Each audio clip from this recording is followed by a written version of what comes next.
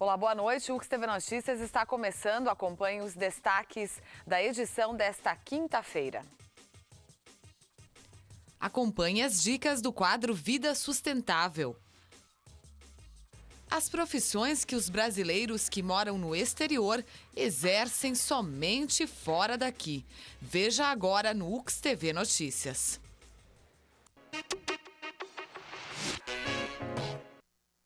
São muitas as histórias de brasileiros que moram no exterior e trabalham na área de serviços, como encanadores, lavadores de pratos em restaurantes, animadores em circos, acompanhantes de pessoas mais velhas, garçons. Profissões que normalmente eles não seguiriam por aqui.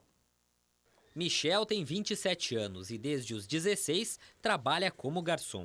Há 7 meses neste restaurante em Caxias do Sul, ele prepara o salão para receber os clientes para o almoço. Arruma os copos, os talheres e as mesas com zelo. Afinal, sua principal tarefa é servir bem e sente orgulho da profissão que escolheu. Eu gosto, né? Porque faz muito tempo que eu trabalho nessa profissão, né?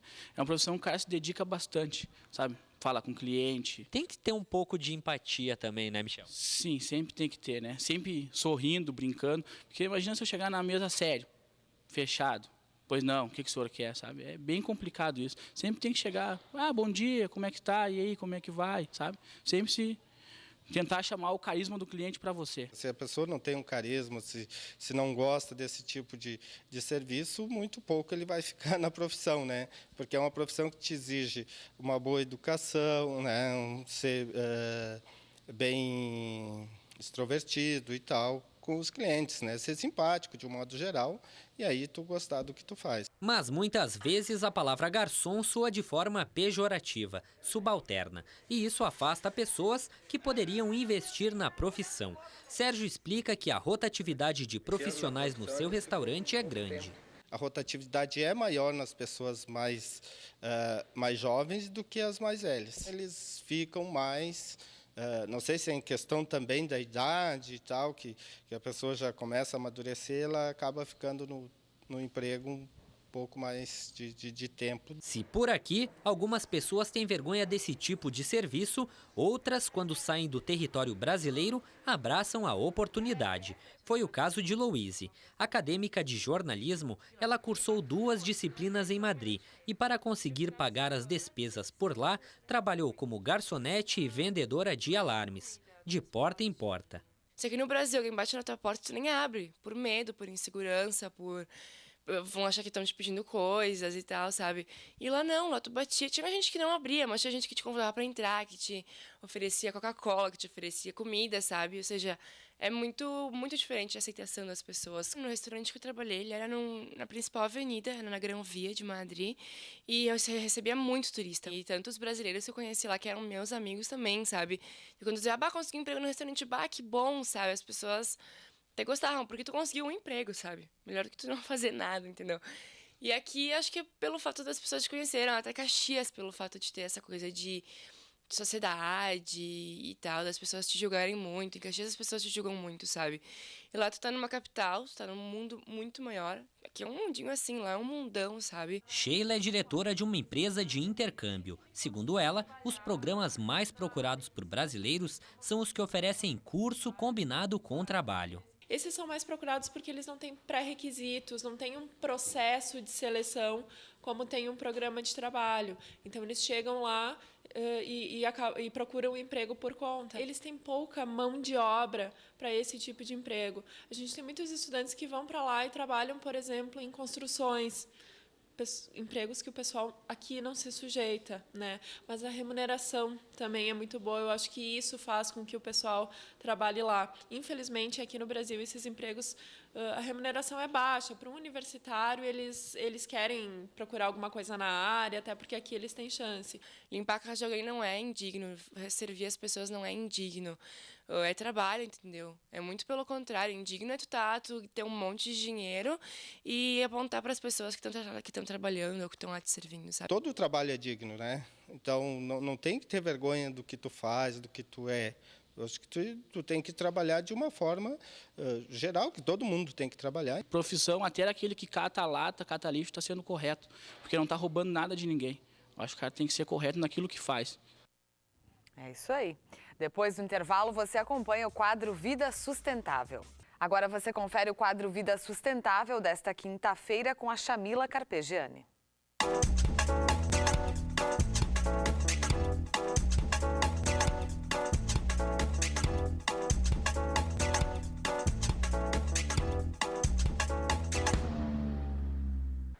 O inverno começou na última terça-feira, mas o frio já faz parte da nossa rotina há algumas semanas. Enfrentar os dias gelados é um desafio para quem vive na Serra Gaúcha.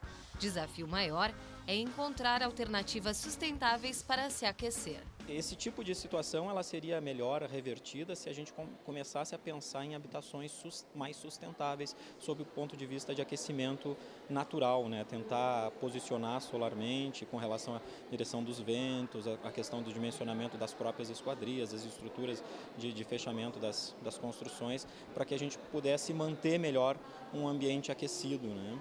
E evitando, então, o grande desperdício que é com sistemas de aquecimento à resistência, né, que são os mais tipos que se utilizam domesticamente, que realmente consomem bastante energia.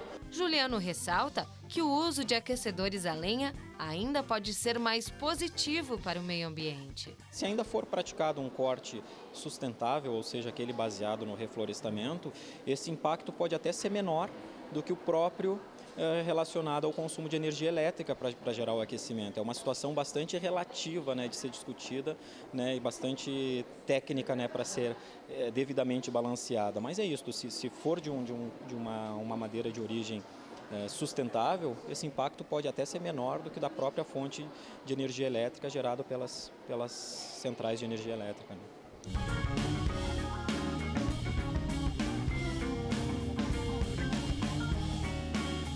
Oi, eu sou Chamila e a minha dica sustentável é um pedido para que as pessoas desliguem as tomadas e os interruptores que não estiverem sendo usados, que evitem o uso dos T's ou os benjamins e ainda cuidem com emendas mal feitas na rede elétrica.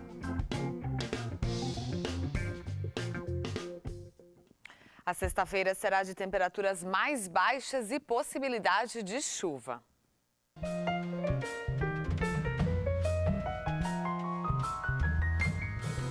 A sexta-feira amanhece com temperaturas bem mais baixas. As áreas de instabilidade que estão sobre o estado vão aos poucos se afastando. E mais para o final do dia a gente tem uma melhora do tempo. A mínima amanhã em Caxias do Sul deve ser de 8 graus e a máxima em Porto Alegre deve chegar aos 17. Depois do intervalo, vamos falar sobre as ações da campanha nacional de vacinação contra o sarampo em Caxias do Sul. Um surto de sarampo na Europa fez com que o Ministério da Saúde, juntamente com estados e municípios, antecipasse a campanha de vacinação em áreas prioritárias. Sobre este assunto, eu converso agora com a Maria Inês Bertelli. Ela é coordenadora da Vigilância Epidemiológica da Secretaria da Saúde de Caxias do Sul. Boa noite, Maria Inês. Boa noite. Bom, antes vamos dar só os números finais da campanha contra a polio aqui em Caxias do Sul. 27 mil crianças imunizadas. A meta foi atingida? Nós atingimos a meta em 100%, né? Então isso nos deixou bastante contentes e que praticamente no primeiro dia se conseguiu atingir 97%. Que bom, e nos 2 dias restantes chegamos a 100%. Agora inicia esse trabalho, essas ações, Maria Inês, contra o sarampo. Até quando que as mães devem levar seus filhos e qual é a faixa etária de crianças que precisa ser imunizada? As crianças que estão sendo imunizadas são as crianças de 1 a 6 anos e elas podem fazer a vacina até o dia 22 de julho, nas unidades básicas de saúde, nos seus horários de funcionamento. E de quanto em quanto tempo essa campanha contra o sarampo, ela costuma acontecer no Brasil?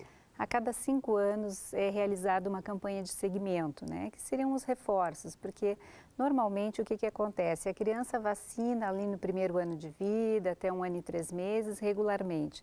Depois a próxima dose é lá com 4 a 6 anos. Então, às vezes as mães esquecem desse período. São 2 doses, então? Na verdade, na imunização da criança são 2 doses, uma com 1 ano e outra de 4 a 6 anos.